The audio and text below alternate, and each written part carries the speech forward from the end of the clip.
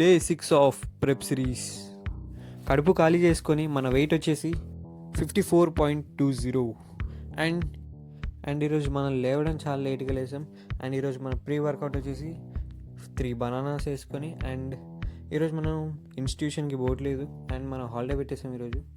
And let's go for gym. And ఈరోజు మన work out వచ్చేసి బ్యాక్ అండ్ బైసెప్స్. చాలా ఇంటెన్స్ జరిగింది.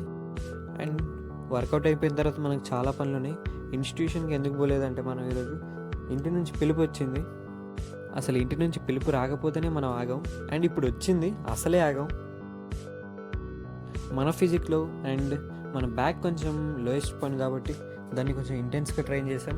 అండ్ బైసెప్ని లైట్గా 2 వేరియేషన్ చేసాం. అది షూట్ చేయడం మర్చిపోయాను.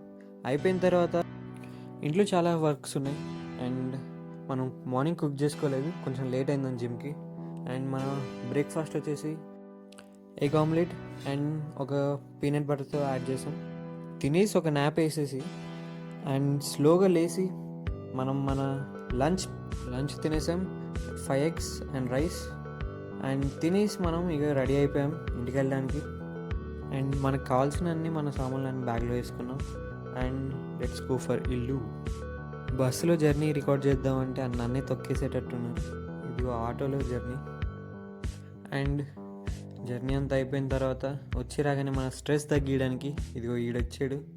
అండ్ మన లైఫ్లో ఇది కొంచెం మెయిన్ క్యారెక్టర్ అన్నమాట. వీడు కొంచెం అల్లరుడు బాగానే.